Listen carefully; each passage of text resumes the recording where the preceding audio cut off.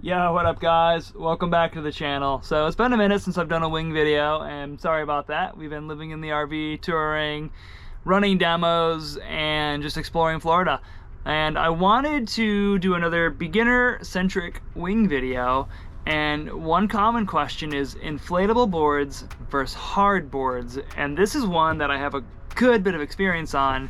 So my girlfriend Kristen and I, we both learned actually on a 140-liter inflatable board, and then midway through that process we switched over to a 140 aka phaser, which was a hard board but built for beginners in a number of ways. And the biggest thing that I found when chatting with other wingers really was that the inflatables, they're nice for a few reasons, right? Because if you fall, you're falling on a really soft platform. So number one, like, that's awesome because you are gonna fall when you're learning, right? You're gonna be inefficient with the wing, you're gonna take some diggers on that board.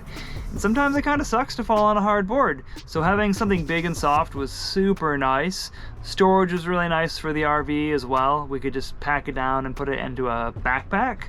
But flipping over to some of the pros when we did switch to the hard board, admittedly, looking back now, it was probably more work setting that thing up, having to pump the board up, drag it out, carry it with the backpack. It was a little bit awkward carrying it down the beach. So having the hard board with a handle underneath was actually easier. So for example, if your inflatable board doesn't have a handle anywhere, it's kind of a bummer to carry a really big inflatable board, especially when you have the foil connected to it. I would just set it on my head and walk up the beach, as opposed to carrying a hard board that had a handle underneath. That was much easier for me to distribute the weight, and also that board is shockingly light.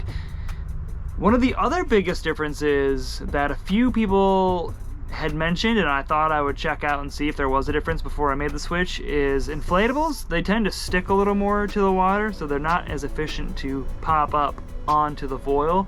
So there was this awkward phase where we were both out on our inflatable board and kind of slogging and stuck to the water.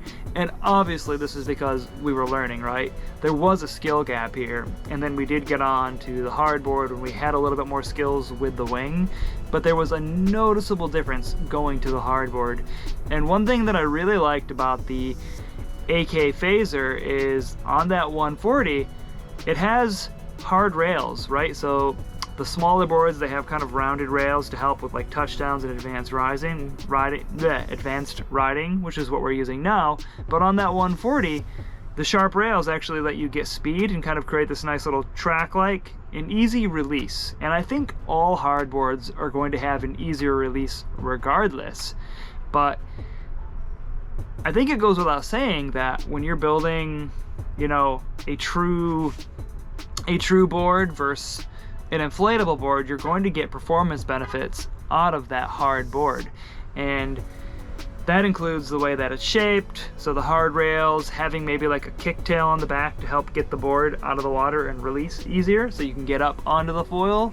So keeping this video kind of short, I think that it's easier to carry, easier to use, and get up on a hard board. But if you have a car, storage issues, or you're worried about falling on the board, there's going to be some pros to going with an inflatable. So really the choice comes down to what you're looking at and what you want to get out of the experience and how long you're going to have the board. So if you're going to only do a season on your big board anyway, it's really not terribly hard to, if you have a small car for example, rack a hard board on the roof. And you could also look, I think there's some compact shapes. So like I have an AK compact board, which is high volume but in a much shorter shape. So you could do like a very large compact, which would be shorter and stout, and then you could fit into your car. And there's different things to consider, but I guess that's what I got for this week. So if you found this one helpful, if you got any other questions or tips, right? So if you've learned on a soft inflatable board or a hard board, drop them in the comments, share that experience. And if you found the video helpful, give it a thumbs up, hit the subscribe button. I'll catch you later.